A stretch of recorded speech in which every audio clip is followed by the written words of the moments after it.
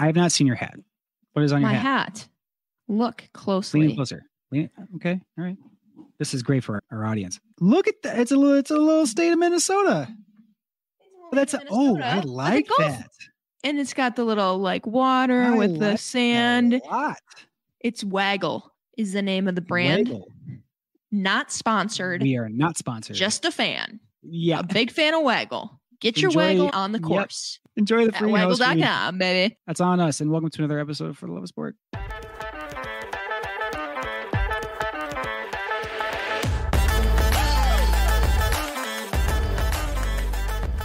So anyways, it's Waggle. They're Minnesota-based. Mm-hmm. They're a golf company. They got hats. They got polos. They got cool stuff, fun stuff. That's what, I think that's what I like about the new like brand and vibe of golf is that it's like, it's just, there's a ton of cool gear. And I love gear. I know you love gear. I'm all about We love gear. Well, it's that time of year. It's a time of year for getting some new gear too. I mean, this is back to school time and season. We're in it. We might be back to school actually. Unfortunately. Sorry, everyone out there who's back to school or celebrate. Yeah, depending on the listener. Sorry if you have to jump out of the car and go to school, and congrats, mom and dad. You made it through another summer. There is something to that, though, of back to school and all the feelings that I can bring up. Because I do every September, without fail, I will go to, whatever store and I'll get like pens, like a brand new like set of pens or like notebooks and stuff. It's just, it's habit at this point, but I love it. Mm-hmm. And I was thinking about this the other day where like, this would be the time when I would either get like new cleats, which are an incredible experience, or you'd get like the new gear for your team or for like the upcoming season, which is equally as exciting and filled with nostalgia. There's nothing cooler than being part of a team and the day you get your gear and then you show up probably for the, subsequent weeks and wear nothing but that gear because you just feel like you're so a part of it. Obviously you are literally a part of a team, but you like feel like you're part of this cool group and you're like meeting new friends and you're going back to school and it's all very exciting. Yeah, I definitely remember that. And that is another cool aspect of youth sports. It just gives, and maybe not even just sports, but any like youth group, whether it's like band or whatever you're into, like you just get put into a community and part of a group of people who are like, just like you and are just loving whatever you're doing. And it's for fun and you're kids and you're just have no responsibilities. And can we go back?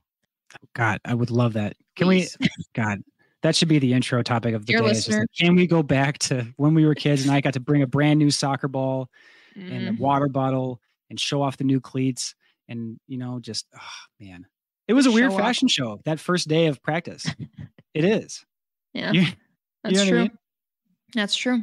But it was fun. It was a good time. So if anyone has a time machine that's listening to this, let us know. Simon and I would be willing to be beta users of that time machine. Love to be testing that out. And quick reminder for everybody out there, all your organizations who have not placed your orders yet for gear, get on it. Get on it. We are time. Get on time it. Right now.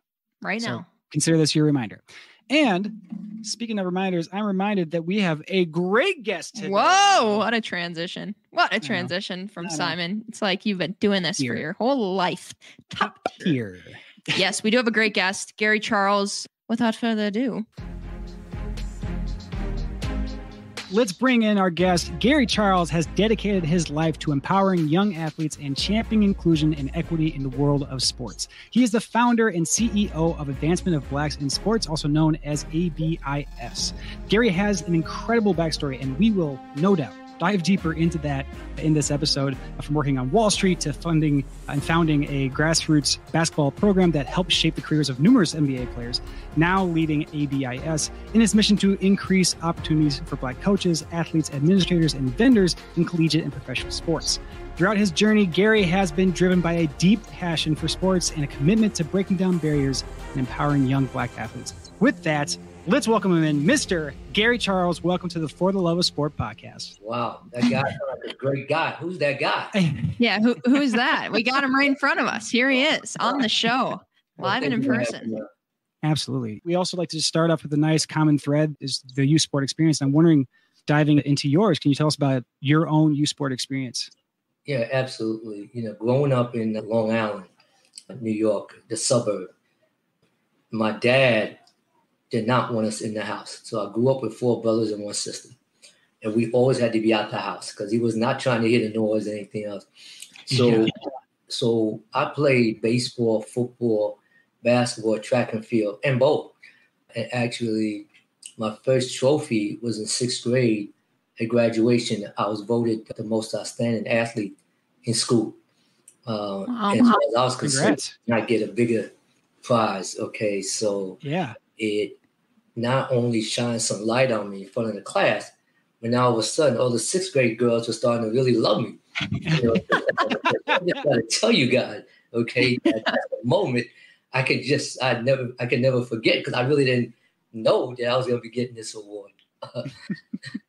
It's a big moment. 6th grade, that's huge. That's actually it was big time. I mean, yeah, absolutely. That's establishing yourself early as the guy. The guy. There you go. The guy.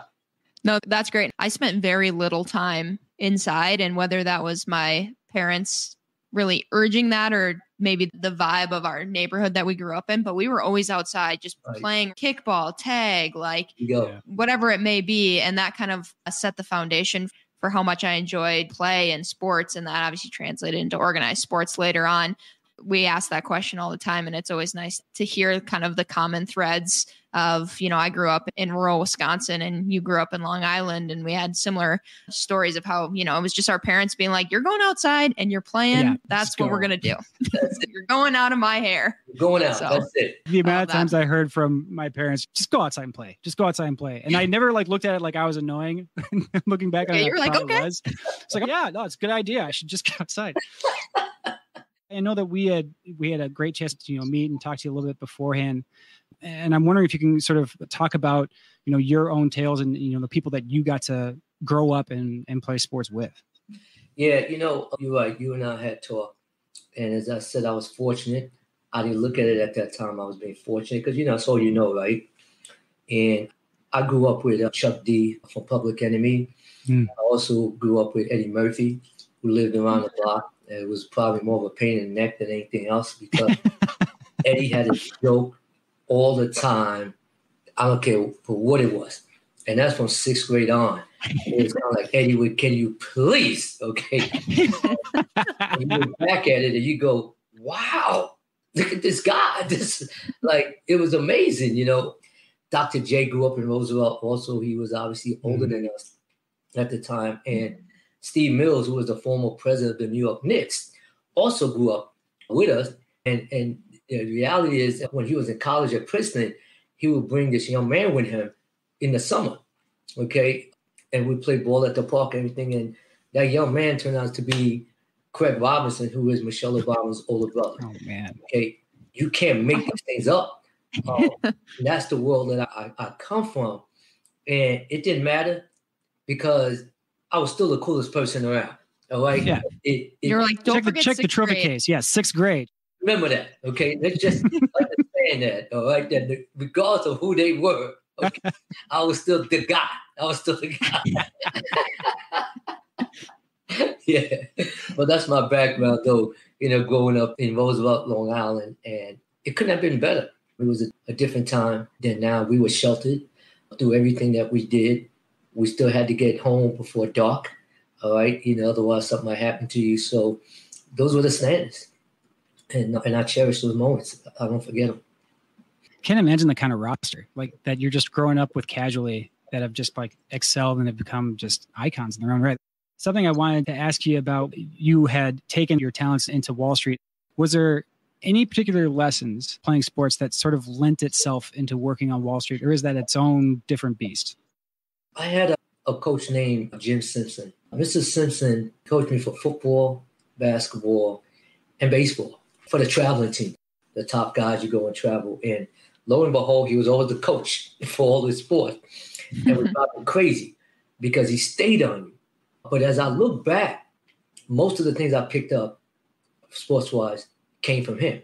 And one of the things that he always said is that you could do whatever you want. Do not stop playing until the game is over.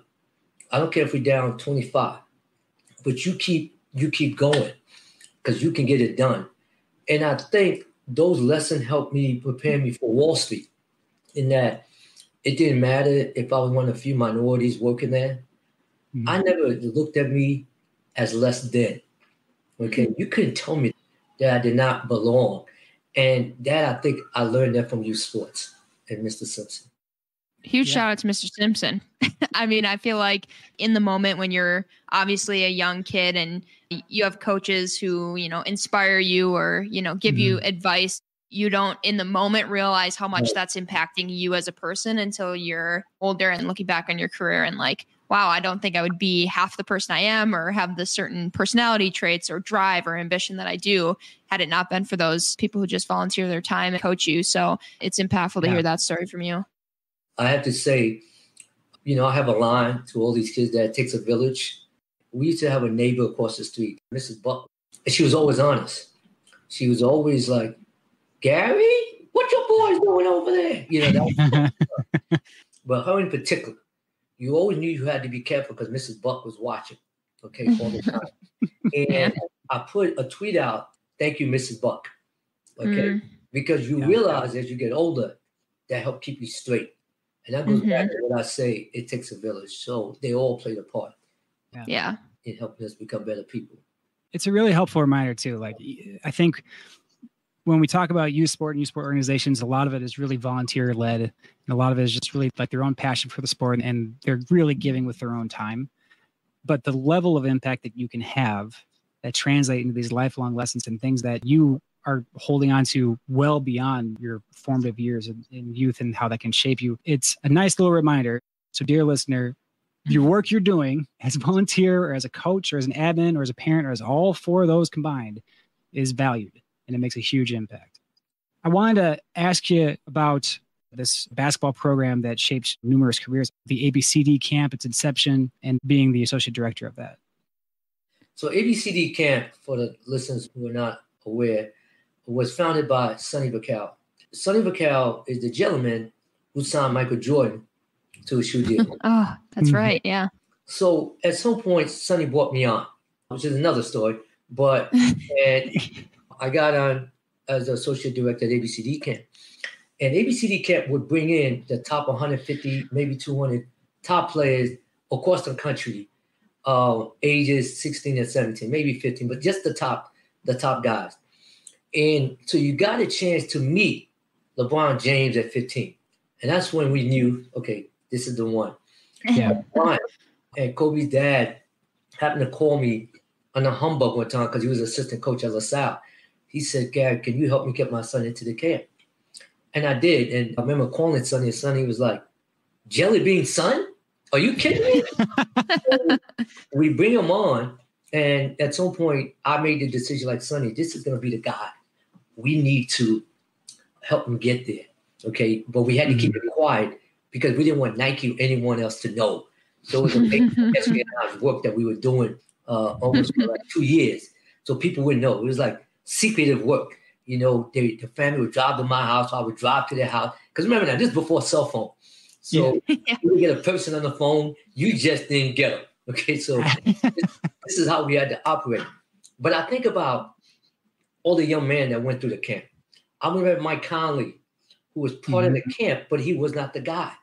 But there was something about him that we always liked. So you got a chance to see people like that. Paul Pierce. I remember the first time I saw Paul Pierce, and I'm like, man, that's the truth. This kid is Paul. I can remember, you know, things like that. Derrick Rose, who's just a humble as he still is, you know, right now. I can remember a former coach, Steve Wojciechowski, who ended up going to Duke. But I kind of remember talking to coaches before they came in, and I said, hey, I saw this white kid out there. He's pretty damn good. And they were like, who are you talking about? And I said, this kid named, I can barely say his name, but his name is like Steve Wojo somebody. Like I remember all those things that all these stars, Carmelo, Anthony, you know, coming in as cool as possible. Tracy McGrady was the last kid we put in camp. He was not supposed to be in camp. And he left out of camp as the number one player. That's what ABCD camp was all about. And people just loved it and still do. That's amazing. And you made that connection. I was like, where have I heard that name, Sonny, before? And I was like, wow, that's very obvious. That movie's amazing. And yeah, so good.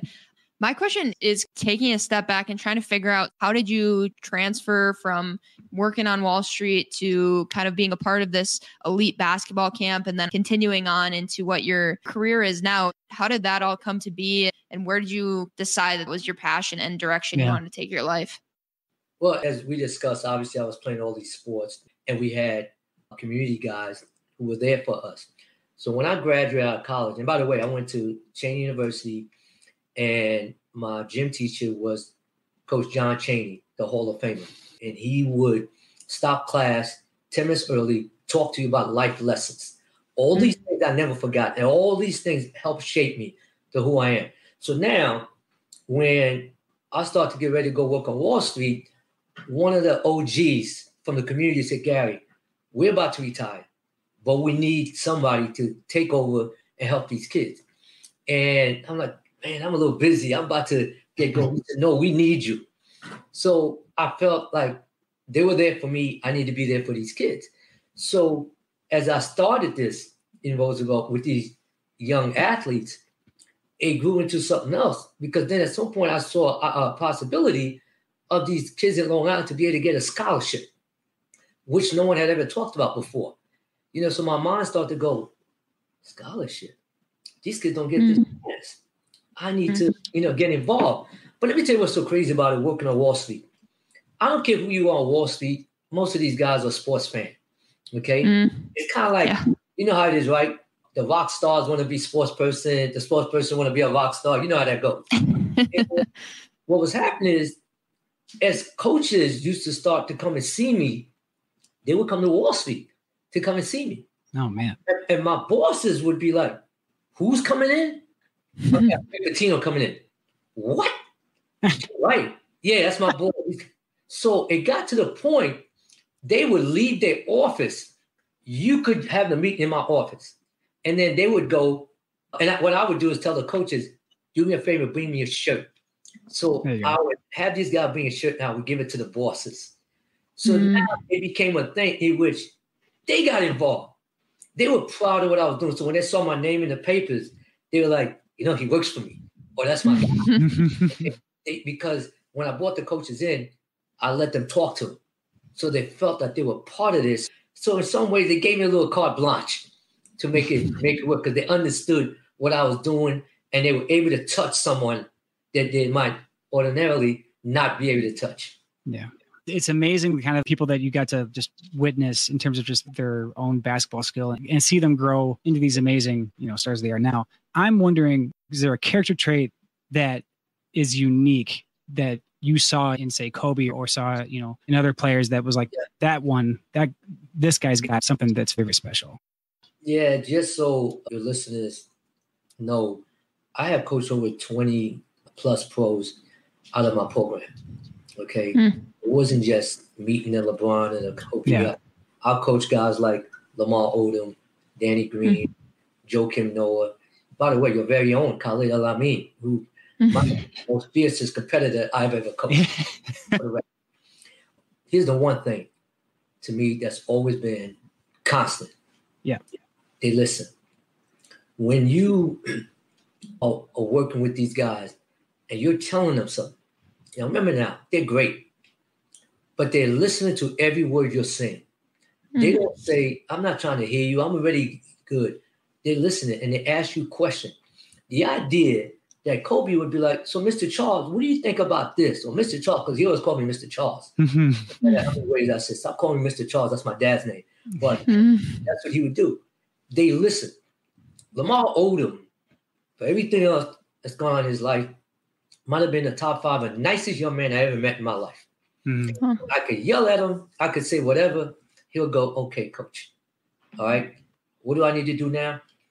And so the Kobe's of the world, the Joakim, the Khalid, the Danny Green, it would be, here's what I need you to do. Follow the yellow brick road. I'm going to paint you the yellow brick road you follow.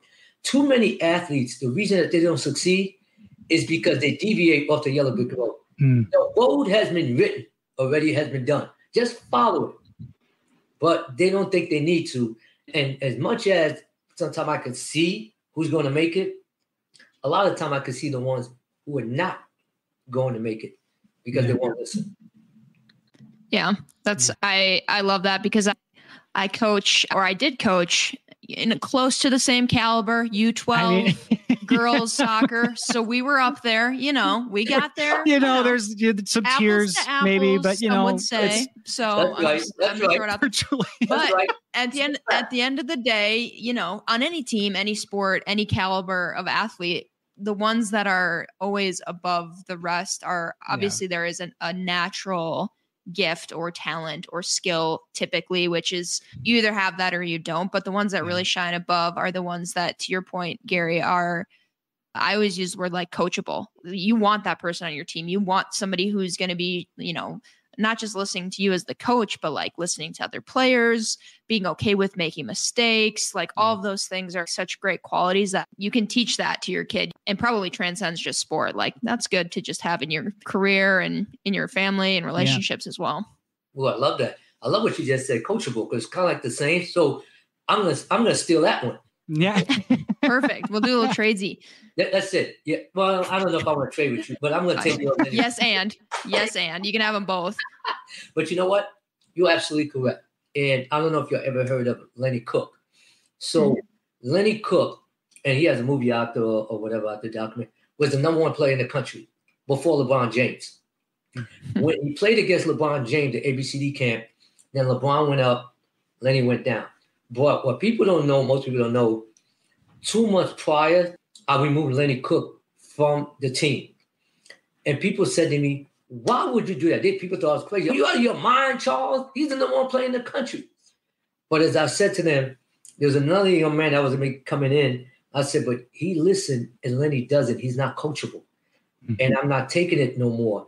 And sure enough, now the other young man I brought in was a kid named Charlie Villanueva, who ended up playing 12 years in the NBA and played for UConn. So whereas Charlie, like you said, coachable and was going to listen, Lenny was the opposite. And him and I was always back. And I said, Lenny, you got to go. Listen, I love you. Everybody thought I was out of my mind because he was the number one player in the country at the time. But right there, what you just said, I was like, I don't know if this kid's going to make it because he just won't listen. Gary, I actually want to follow up on that very quickly. Speaking from a youth sport perspective, if you're a coach, if you have an athlete that has like natural talent, but for that same fact, they maybe aren't as teachable, they aren't coachable, or they aren't listening. Do you have recommendations or lessons that you've learned that can help cement to that athlete how important it is for them to listen? Like, how can you try to change that tract? The best thing I've been able to do is be able to talk to them this way based on the players that I coach. So meaning that one thing one athlete will do is they will recognize another athlete. It's like I say, real recognize real. Right? So when you say certain name, it resonates. So you give them things like that. I remember I saw a kid when he was 12 years old. The kid was doing everything. He was listening, he was doing everything. And I said, oh my God, this kid's going to be a pro. Think about that, 12 years old. I saw that. Kid turned out to be Stephon Marbury. Right. And I'm sorry. Did you mean this Stephon Marbury right here? What are the chances? Sorry. Oh my God, you can't make that up. Look at you. Yes, Simon.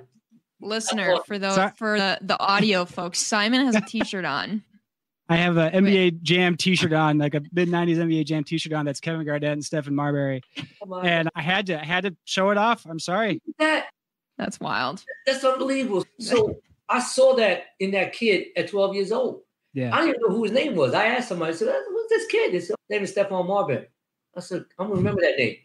And lo and behold, we ended up playing him a bunch of times. My team got their butts kicked because of him. But when you see things like that, you're able to tell these stories, okay? Because remember now, you don't know what you don't know. Right. So kids are going to respect realness. I was, at that time, I was one of the few blacks that was coaching and talking to them. They respected the fact that I work on Wall Street because not too many of them from my neighborhood was working on Wall Street.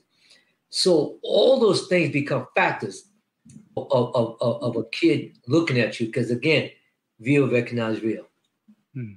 Yeah, that's great. And actually leads into my kind of the next part of this we want to take in. And obviously, we want to give you the chance to talk about, we talked about your all the way from your youth sport experience to Wall Street to obviously working with, tons of really amazing talent and names that I'm sure everyone recognizes, to kind of where you are today and the work you're doing now with ABIS. Do you want to maybe just give our listener a high level overview of what you guys do there? What's your mission? And we can dive into that. Sure. So ABIS is advancement of Blacks in sports. And what we're trying to do is to let search firms and athletic directors out there know that, hey, we exist. In that, when I hear all the time, hey, Gary, we don't know which coaches to promote. We don't really know them. We go, well, here's the answers to the test. We give them, we call it a cheat sheet, but the real name is the watch list. Here are the top coaches that was picked by their peers. And we hand that in. And now we've done that with baseball, football, basketball, track and field, volleyball. Yeah. And the beauty of it is the peers.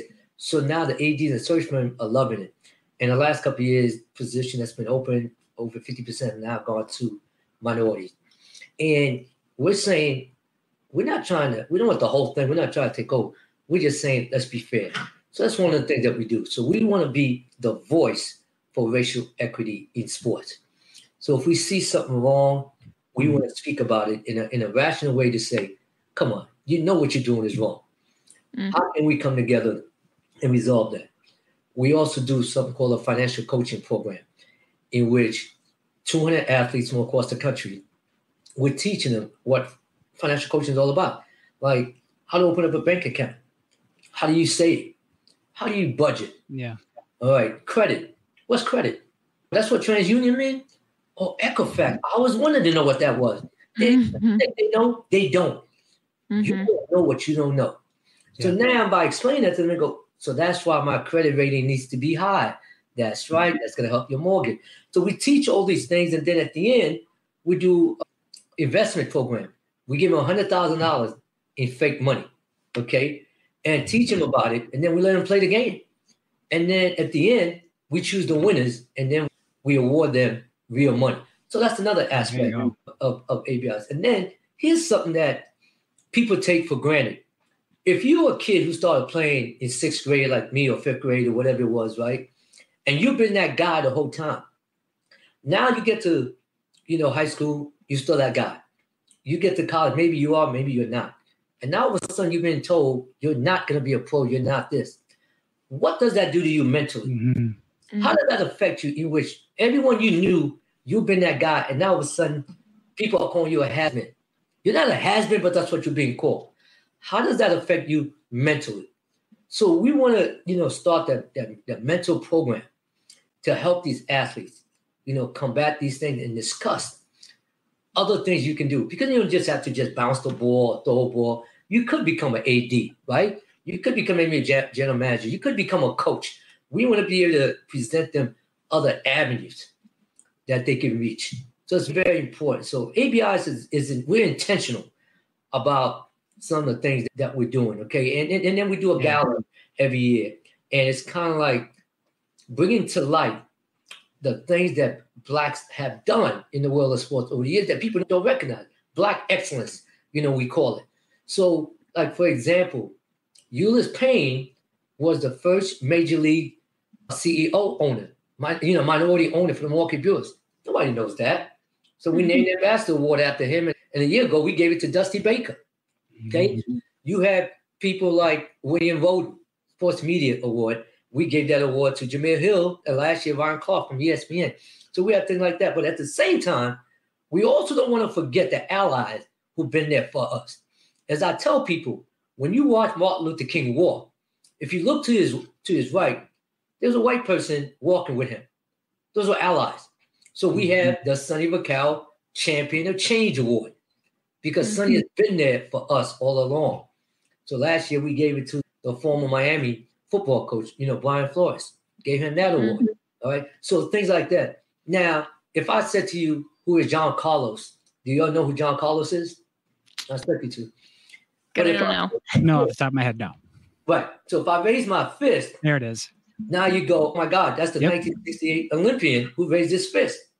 So we have the John Carlos, Tommy Smith Social Activist Award. And guess what? A year ago, we gave that to a white man named Dr. Richard Lapchick. Because you know who he is? Dr. Lapchick was a great friend to Kareem Abdul-Jabbar, Muhammad Ali, and people like that. He was so close to them and helped them so much that one day he got jumped by two white men and they scribbled the N-word across his chest. It's things like that we want to bring to light, to people. Okay, so every year we do a award like that. We have the Shaquille O'Neal Economic Sustainability Award because people don't know Shaquille O'Neal owns like, oh my God, 100 Popeyes. Okay, yeah, no, he's unreal. And then we bring in people who have done great things. So last year we gave it to Albert King. Albert King owns a couple Wendy's. Albert King played in the pros, NBA, for years.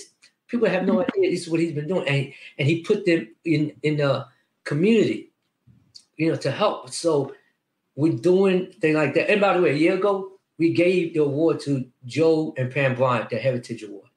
Because without them, there would be no Kobe. That's right. Okay? Black excellence. I love the recognition for those particular contributions too. It makes such an impact that's far beyond, anything else. And I wanted to call out too, it's not just for, ABIS is, there's coaches, it's advancement of Black coaches and players, but it's also administrators and vendors too. And I think that's, important to call back to the entire community and the advancement of everything just beyond the sport aspect of it too, from the business aspect of it. Oh, I'm wondering, can you speak to some of the impact there too in your experiences with that? Absolutely. I remember we had a meeting with a group of, ADs, Black ADs, and they said to me, can you help us? Help administration? Because obviously they're trying to get jobs too or trying to move up. So you're absolutely correct. We have that. Actually, our executive director, Dr. Ingrid Wicker, is a former AD at North Carolina A&T. She retired a year ago. As a matter of fact, she's about to be inducted to the North Carolina Hall of Fame in September. Okay, so that is extremely important to us on that because, everyone needs help. Yeah. So we are just not concentrating on just one thing. We're concentrating on the whole thing. And here's the other thing, and I'm not going to tell the whole story, but a couple of years ago, there was a particular championship football game.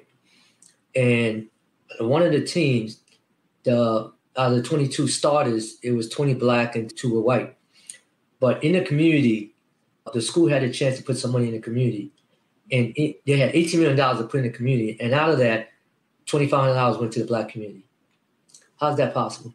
And so we have a hashtag, and one of our hashtags is, do you see what we see? So all we point out is come on, do you see what we see here? Is that really right? That's all we're trying to do. Yeah, it's great. It is. This is one of those things where we let sort of these stories and answers just ring out, but we have to recognize that's also a podcast. So there's just a silence, but it's really just us silently going, man, yeah, it's just amazing. It is. No, it really is. Sorry, Maria, I didn't want to jump in. Yeah. No, the only thing I wanted to call back to that you had mentioned previously, kind of you were kind of going through each of the parts of, how you guys give back and the things you do. And the one that resonated most with me, I think the way that you guys are just shining light on what is potentially out there for people, because as you said, young people early in their careers, you don't know what you don't know. Yeah. You don't know the things that you're not taught or the things that you're not exposed to or the, avenues in life that just aren't maybe right next to you. Even opening those doors and just being kind of what you just said, we're just showing people what's all out there. We're just pointing to the things that are there that we're all seeing. We're just putting energy and effort and attention behind it because we believe that that's not right or this is the right thing, whatever kind of way it flows.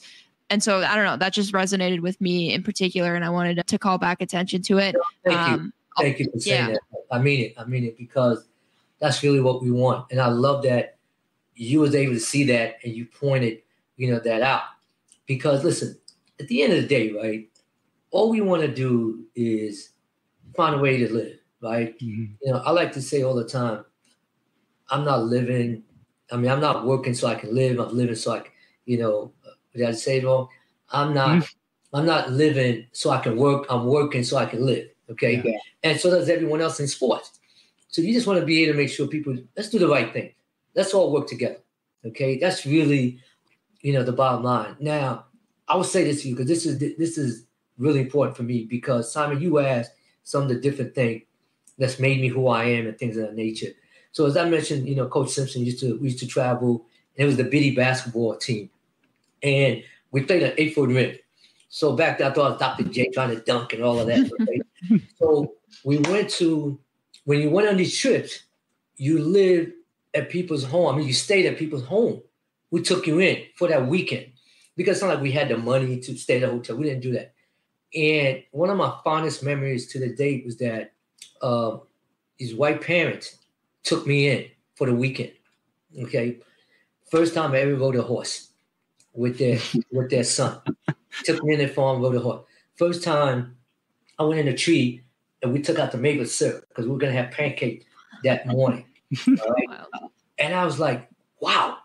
And she had sent me a picture of myself and her son on a horse. And this is like way back. And I don't know where the picture is at. She wrote me a letter. Okay.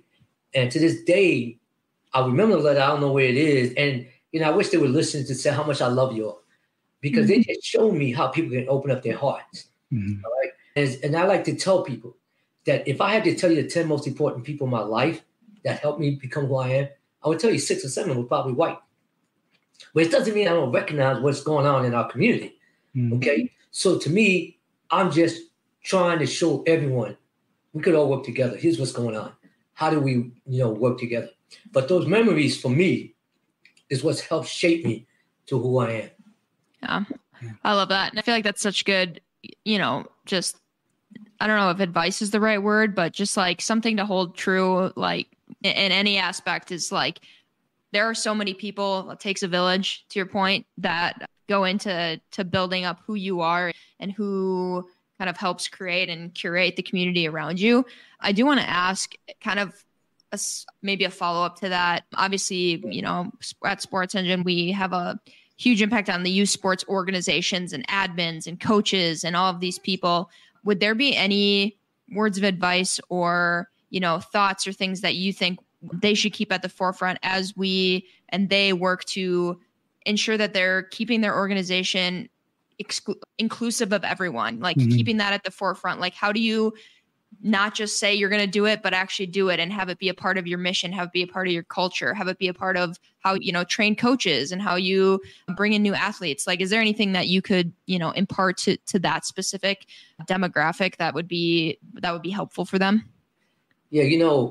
One of the things that one of our board members, her name is Felicia Hall Allen, I'd like to say, there's a lot of things I like to say, but I love one of her words, which is that if your dream doesn't scare you, then you're not dreaming big enough. Mm-hmm. All right. We are capable of amazing things, but, sometimes we don't know it. And I can lead, with this, and this is really important. Remember back to what I just said about people who helped me. And while working, I had a young man, and he was Italian, and he was the computer operator. So I was doing better than him financially. But, so one day I said, "Hey, Tony, you going home?" He said, "Yeah." I said, "Wow, you live with your mom, huh?" Because we were very young. I'm 24, I think, at the time. And he said, "No, I have my own home." I said, "What?" He said, "I own my own home." And I'm thinking to myself, wait a minute. I don't like to count people's money, but this dude got a home and I don't. And I said, "Dude, how'd you do that?" And he said something to me again that I've never forgotten. And he said, "The difference between us, Gary, is that we know we can do this. You guys don't think you can do it." Mm-hmm. After he made that statement, within a year, I was buying a home. Right? So my point is, you have to believe. You have to believe. You have to be, aware. And that when someone is coming there that is giving you advice, listen to that advice. Man. Love it. I just want to make it like a shirt now or a poster and just put that on my wall here. Sure. That's you and I could just talk motivational quotes, I think, all day.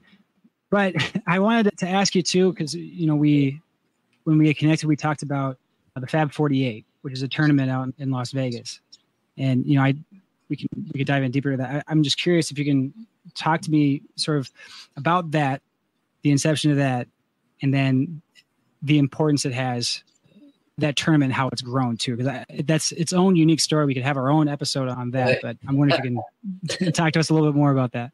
Sure. So Fab 48 created in 2010. And just so everyone understands, Sunnyvale Cal used to have a tournament called the Las Vegas Big Time. And I have been going out there since 1991, every year out there. And Sonny retired about that time. And because we still wanted to go to Vegas, a friend of mine and I decided, let's start the Fab 48. Mm-hmm. And he wanted to do 48 teams. And he said, let's call it Fab 48. I said, that's the most ridiculous name I ever heard. 48, we're going to end up with more. See, again, I believe we would do more. And sure enough, the first year, finally I said, whatever, call it whatever. We had 110 teams the first year and not 48. So over the years, it grew to over 600 teams. But at some point, one of the partners, it was time for him to move on. And so we changed the name to the Las Vegas Big Time. I called Sonny, said, Sonny, can I go back to its roots? He said, absolutely. So for the past 5 years, it's been the Las Vegas Big Time tournament. And this past year alone, just so we understand, ESPN televised 4 of the games. And some of the players we had was Bryce James, LeBron's son, Kyan Anthony, Carmelo's son, Scottie Pippen's son, Kenyon Martin's son. Will Barton was there. By the way, the mamas were there too. So Savannah James was there. Lala Anthony was there. Gloria James was there. And on. So it's grown to the point in which people say, I have to be there at that tournament. And then here's the other thing. We had 300 plus college coaches there to watch these kids. And I cannot tell you how many times where a coach, a grassroots coach will call me and say, thank you for the opportunity because so-and-so kid just got a scholarship by being seen at your event. That's what it's all about, right? Mm-hmm.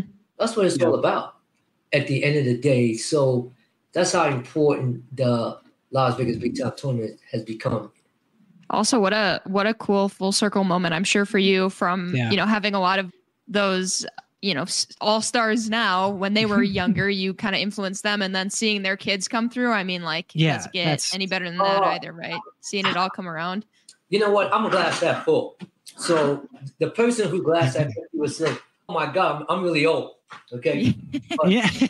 Glass half full. So when I see him, I'm happy. I like to tease Carmelo at the time. I'm like, yo, Carmelo, how many times did we beat you that year? But what's wonderful is, for example, this past year, I went to go talk to him after watching his son play a couple of times. And he looks at me like, what do you think? And I said, Melo, in the past 6 months, your son has gone like this. His confidence gone here. He's shooting the mid-range you go ahead. And he said, OG, you never lie. That's why I had to find out. And Lala was like, yeah. So that feels good that I can say that to them. Are you kidding me? You got a son and your son is this? It is. You're absolutely right, about all that. And it just is, by the way, they are just as crazy, I'm talking about the members, for the most part, like they were back then, or like other parents are about their kids. I remember Greg Anthony's son, and Greg's like, this is wrong. My kid should be this. Da, da, da. I'm like, hey, Greg, your son is ranked number 4 in the country right now.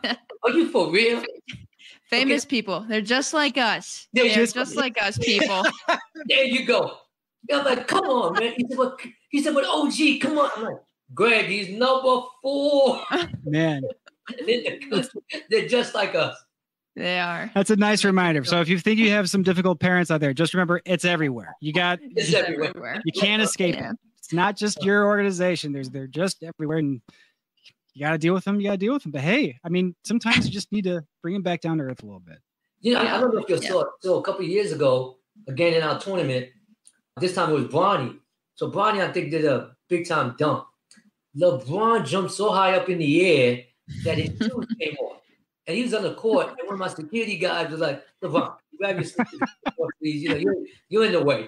You're in the way. Yeah, in the way, LeBron. I love it. That security guy probably went home and he was like, you'll never guess the day I had. That's exactly what he did. Oh, man. We always end the same way with a this or that question gauntlet. We have 8 questions that we are going to read at a rapid fire pace, and we need rapid fire answers from the gut only. You ready to go? Yeah. Let's go. Number 1, morning bird or night owl? Night owl. Is it pronounced GIF or GIF? Gift. Coffee or tea? Tea. Veggies or fruit? Fruit. Playing outdoor basketball court or playing indoor? What's better, an outdoor court or an indoor court? Now it's indoors. back in the day, outdoor. Okay. You can't beat the True. side note. When you swish and it's on one of the old school like chain nets, that's got to be one of the top sounds, right? Or the rims We're that all are in agreement reinforced there. with like just the type of steel strength that can hold the building. But I love that. I beautiful. love the crowd on the outside watching me swish. All right. Next one. Which do you prefer to watch every year? March Madness or the NBA playoffs? March Madness. Okay. This is a surprise. I think you're going to go playoffs. Yeah. All right. I have a start, bench, and cut for you. Ready? Yep. Dr. J, Larry Bird, Magic Johnson. Oof. Oof. This is cruel, Simon. This is cruel. I'm going to start Magic. I'm going to bench, believe it or not. I hate to say Larry. And I would have to cut my hero, Dr. J. Whoa.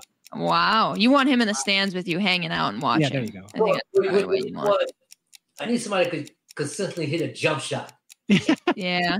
Larry would do that. Okay. So I have to be real about that. I love totally it. fair. That's a stellar answer. Yeah. All right. Last question. Which is the better basketball activity, lightning or horse? Which is the better basketball activity? Yeah. Like, sorry, I was trying to think of the right way to phrase it, but like, what's the best, like, just downtime basketball game? Like, is it knockout or lightning or is it horse? Oh, okay. I got you. Horse. Horse? I'm awful at horse. Anybody that you've beaten at horse that you want to just remind them real quick? You know, I beat one of my friends back in 11th grade. And anytime I see him, I remind him. And we'll give him this. We'll give you this audio clip, and you can send. Yeah, yeah. Yeah. So T, you know, just remember that time I beat you. And I tell you what was interesting about it. There wasn't a basketball court available, and there was about 15 of us that was arguing about who was better and all this stuff. And him and that guy would think, well, let's go play, but there was no court. Next thing we know, somebody comes over with a basketball and said, "Here's the basketball." I said, "There's no court. I got you one over there." Guess who that person was with the basketball? It was Eddie Murphy. Okay. Again, Of course it was. There he goes. Of course it was Eddie. It was Eddie. So I always remember that. So he gave us the basketball, and I just looked at him, shaking my head, and he's laughing. And we were play. And then he kept the score. Like he just had to keep egging us on. Oh man! All right. Wow. Now I won the game, but I do want to say 2 days later we had a rematch, and T beat me.